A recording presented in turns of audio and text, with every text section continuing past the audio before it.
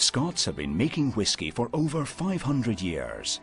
It's a skillful process, and one that whisky makers have refined over the centuries.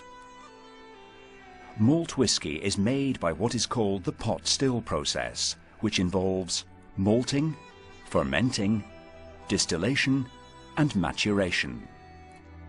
The first step is to malt the barley, where it's steeped in water, and then traditionally spread out on a malting floor and allowed to germinate.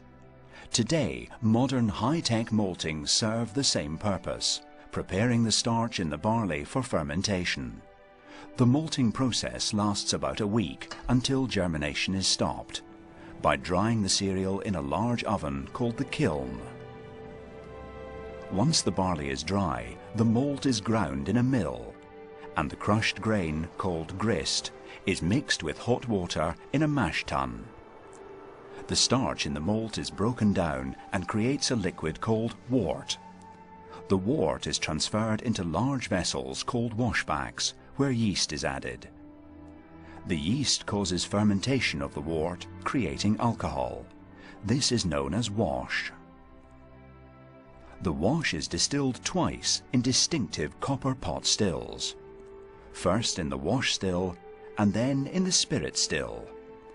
These act like large kettles, heating the liquid. The alcohol vapors rise and pass over the top of the wash still before being guided through condensers and returning to liquid. The resulting spirit, known as low wines, is forwarded to the spirit still, where distillation is repeated. Only the heart of the run, the purest spirit, is collected in the spirit safe, which is kept locked as tax is now due to the government. The clear spirit is poured into oak casks for the long period of maturation. By law, the spirit cannot be called Scotch whisky until it has matured in Scotland for at least 3 years. Many whiskies are matured for much longer. As the spirit matures in the cask, it develops in flavour and acquires its renowned golden colour.